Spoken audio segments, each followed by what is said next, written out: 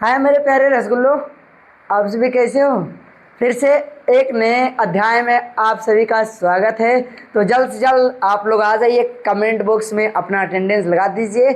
आज का अध्याय हम बिना समय गवाए शुरू करते हैं। आज का जो लेसन है वो हमारा ग्रामर से रिलेटेड है और वो भी शुरुआती मानी गई है। नाउन और वगैरह वगैरह जो भी पढ़ाना था, हमने पहले ग्रामर के कुछ स्टेप थे वो बता दिए थे। आज हम टेंस के विषय में जानेंगे एकदम आसान तरीके से। सबसे पहला टेंस का प्रेजेंट इंडेफिनिट, उसे ही आज के अध्याय में हम पूरी तरह समाप्त करेंगे। ऊपर स्क्रीन बोर्ड पर ही हमने दे दिया है कि आज कैसे पढ़ना, उसका पूरा परिभाषा भी लिख दिया है। बस आप लोग के समझ उसे हमें सरल भाषा में आपको समझा दे और बहुत ही कम समय में आए। हमारा दिया है प्रेजेंट इंडेफिनिट टेंस को हिंदी में सकारात्मक वाक्य कहते हैं। इसको हमें कैसे पहचानना है इसको भी हमने नीचे लिख दिया है। कहता है जिन वाक्यों के अंत में ता है, ती है, ते है आदि शब्द आते हैं तो ये प्रेजेंट इंडेफिनिट टेंस कहलाते हैं। नीचे लिखा हुआ है सीधा पूरा सरल बोध में। आप लोग इसे अपनी कॉपी में नोट कर लीजिएगा और चाहे तो कुछ लम्हों के लिए मैं अभी बोर्ड से हटूंगा, स्क्रीनशॉट भी ले लीजिएगा। हाँ, तो बेटा जी कह रहा जिन वाक्यों के अंत में ता है, ती है उसे प्रेजेंट इंडेफिनिट टेंस कहलाते हैं। हमने कुछ वाक्य भी उदाहरण में ले लिया, जैसे यहाँ देखो राम पुस्तक पढ़ता है। लास्ट में देखो कह रहा है जिन वाक्यों के अंत में, तो अंत का मतलब आखिरी। आखिरी में देखो ता है, ते है, हो यहाँ भी लिखा है ते हैं। यानी इन वाक्यों से हम पहचान सकते हैं कि इंडेफिनिट में है कि कंटिन्यूअस में कि परफेक्ट में कि परफेक्ट कंटिन्यूअस में। तो इस बात का विशेष ध्यान रखना। फिर उसके बाद इसमें लिखा है इंडेफिनिट कितने प्रकार के होते हैं, हमने उसे भी नीचे लिख दिया है। Affirmative sentence, negative sentence, interrogative sentence मुख्यतः 3 प्रकार के होते हैं और भेद में जाओगे तो 5 प्रकार के भेद मिलेंगे और भेद में जाओगे तो 8 भी मिल सकते हैं।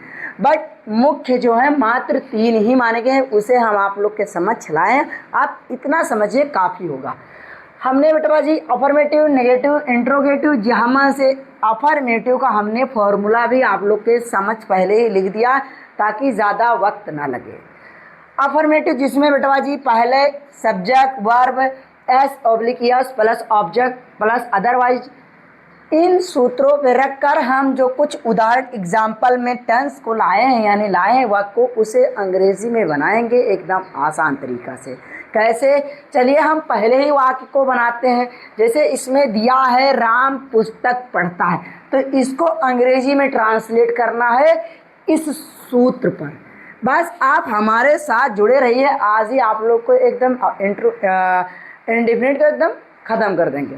कैसे बेटवा जी, हमारा कहता है पहले सब्जेक्ट की अंग्रेजी रखी जाए, तो यहाँ सब्जेक्ट क्या है, राम।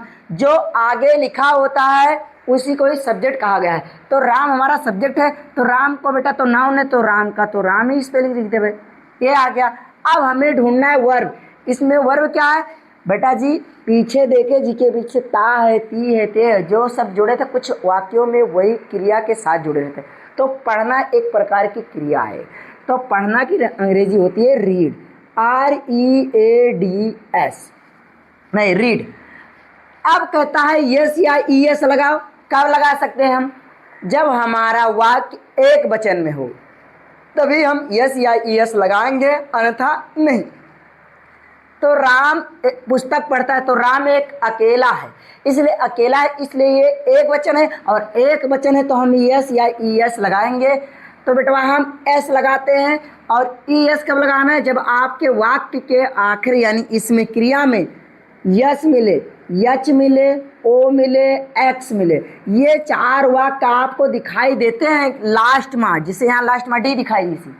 अगर लास्ट में तुम्हें डी दिखता है, इन 4 अक्षरों में से कोई दिखाई देता है तो तुम्हें ES लगाना है। अगर इन्हें ये नहीं दिखाई देते हैं तो बेटवा जी आप आँख मूंद के यस लगा सकते हैं। और अगर वाई मिलता है कभी कदार डायरेक्ट इनडायरेक्ट या एक्टिव पैसिव में, उसे हटाकर हम IES भी रख देते हैं, वाई को हटाकर। तो इस बात का अपवाद है, ज़रा ध्यान रखिएगा इसे। चलो यहाँ तक क्लियर है। अब हमारा बेटवा जी पढ़ना हो गया। अब कहता है ऑब्जेक्ट लिखो।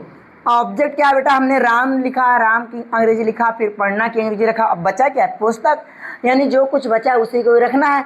तो पुस्तक को कहते हैं अंग्रेजी में बुक।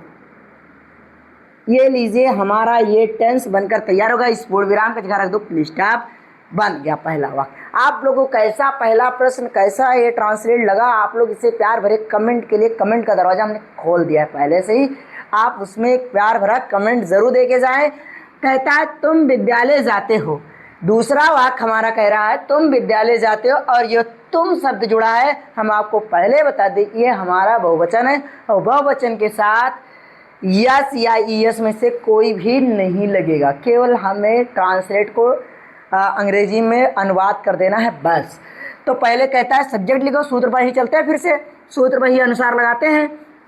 हमें पहले सब्जेक्ट हमारा तुम है, और तुम की अंग्रेजी हमारी होती है यू।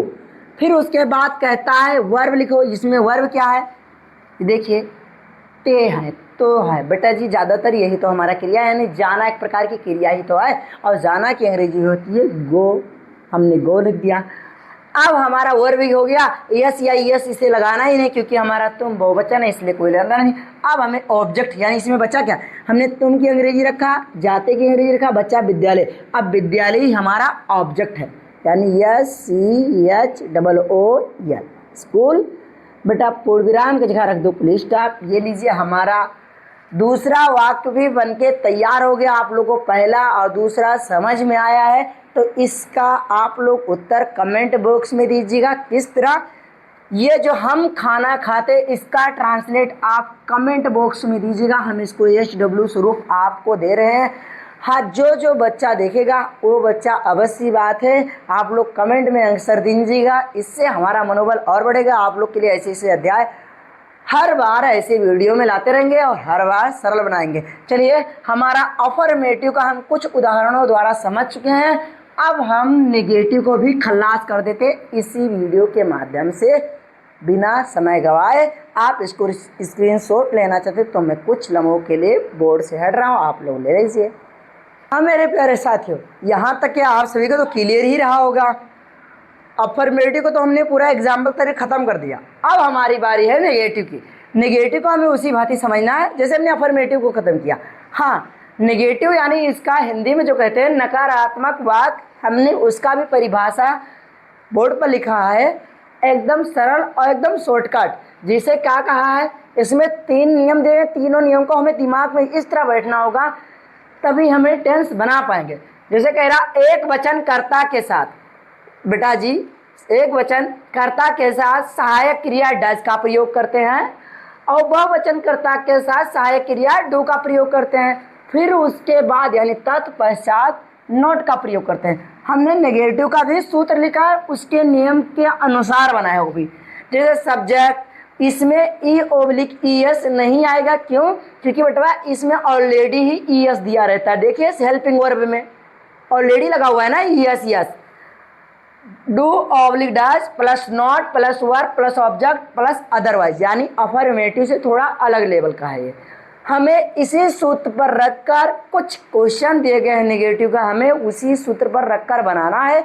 आइए इसे भी कर लेते हैं। कैसे, जैसे बेटा जी पहला हमारा वाक्य दिया है तुम विद्यालय नहीं जाते हो। जिन वाक्यों के बीच में नहीं शब्द आए बस वही हमारा नेगेटिव हो जाएगा, इस बात का विशेष ध्यान रखना। तो हमारा ये जो नहीं शब्द लगा है यही हमारा नेगेटिव को दर्शाता है, और नहीं ही हमारा नॉट, यानी इसको अंग्रेजी में कहते हैं। कहता है बेटा तुम विद्यालय नहीं जाते हो, तो इसको ट्रांसलेट कर लेते हैं। अब हमारा कहता है सब्जेक्ट लिखो, सब्जेक्ट जो आगे है वही होगा, और ये तुम हम पहले ही बता चुके, तुम हमारा बहुवचन है, तो तुम की अंग्रेजी YOU।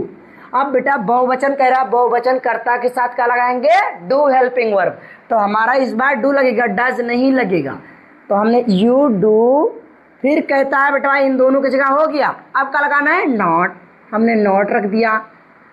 फिर कहता है वर्ब, इसमें वर्ब क्या है, तुम विद्यालय नहीं जाना, देख लीजिए बेटा मिल गया कि नहीं, जाते हो, यानी जाना एक प्रकार की क्रिया है, और जाना की अंग्रेजी होती गो, और यस या यस से कोई लेना देना नहीं, क्योंकि बोले ऑलरेडी इसमें यस या यस लगा होता है। यहाँ देखिए ध्यान से। हाँ, अब बेटवा जी थोड़ा प्रीपोजिशन इसकी शोभा बढ़ाने के लिए टू भी लगा दें। गो टू कहाँ जा रहे हैं, यानी अब हमें ढूंढना है ऑब्जेक्ट को। ऑब्जेक्ट इसमें क्या है, विद्यालय। अब विद्यालय की अंग्रेजी क्या होती है, स्कूल। ये हो गया स्कूल। अब बचा हमारा पूर्ण विराम, हमने पूर्ण विराम की जगह रख दिया फुल स्टॉप। हमारा पहले वाक्य का ट्रांसलेट बनकर तैयार हो गया, एकदम हुबहू पहले की ही भांति। चलिए दूसरा भी कैसे समझते हैं, उसी के रास्ते से जिस रास्ते से पहले को लगाए हैं। हमारा कह रहा है बच्चे तालाब में नहीं नहाते हैं। नेगेटिव है तो नहीं तो शब्द आएगा ही, नहीं आएगा तो नेगेटिव कैसे कहलाएगा। बच्चे, यहाँ बच्चा नहीं, बच्चे यानी बहुत सारे बच्चे हैं जो तालाब में नहा रहे हैं। और एक लोग हो तो एक वचन, और बहुत सारे लोग हो तो बहुवचन, और बहुवचन है तो हमें डू ही फिर लगाना, डज का फिर कोई काम नहीं। बच्चे की अंग्रेजी होती है बेटा जी CHILDREN, चिल्ड्रेन। ध्यान रहे जब बच्चा आएगा तो बच्चा की अंग्रेजी होती है CHILD, चाइल्ड। चाइल्ड मिस होता है बच्चा, लेकिन हमारा यहाँ बच्चे कह रहा है इसलिए चिल्ड्रेन। अब हम चलिए सब्जेक्ट को तो रख दिया, अब हमारा डू या ऑब्लिक डज रखना है। तो हमारा बच्चे क्या है, बहुवचन, और बहुवचन के अनुसार हमें क्या रखना है, डू। हमने डू रख दिया। अब कहता है नोट लगाओ, अगर आपके वाक्य में नहीं शब्द है तब। तो हमारा देखिए नहीं है, तो नहीं है तो हमें नहीं नोट लगाना पड़ेगा। अब कहता है वर्ब, इसमें क्रिया क्या है, नहाना एक प्रकार की क्रिया है, और नहाने की अंग्रेजी होती है बाथ, BATH, बाथ। अब कहता है ऑब्जेक्ट ढूंढो, अदरवाइज का मतलब होता है बेटा जो बच्चे कुछ है उसे रख दो। फिलहाल ऑब्जेक्ट, ऑब्जेक्ट क्या है, तालाब। तालाब की अंग्रेजी होती है पॉन्ड, ये लीजिए। अब पूर्ण विराम बच्चा, पूर्ण विराम के होते हैं फुल स्टॉप। हमारा दूसरा वाक्य भी बनकर तैयार हो गया। आप लोगों को पहला और दूसरा वाक्य का ट्रांसलेट कैसे लगा, आप लोग प्यार भरा कमेंट बॉक्स में ज़रूर देके जाइएगा। एक कमेंट, एक लाइक, इतनी मेहनत का फल हमारे लिए भी ज़रूर छोड़ के जाइएगा। हाँ, हमने अफर्मेटिव में भी आप लोगों के लिए एक छोड़ा था, और नेगेटिव में भी आपके लिए मैं HW स्वरूप एक वाक्य आपके लिए छोड़ कर जा रहा हूँ। वह क्रिकेट नहीं खेलता, इसका अनुवाद करके ट्रांसलेट करके आप कमेंट बॉक्स में देना। जो बच्चा पहले कमेंट करेगा उस बच्चे का नाम मैं स्क्रीन बोर्ड पर लेकर अगले वीडियो में नाम लूँगा। तब तक के लिए आप कोशिश करते रहें, फिर आपके लिए कल नया अध्याय लाएंगे और नए धमाके के साथ फिर मुलाकात करेंगे। तब तक के लिए जय हिंद, जय भारत।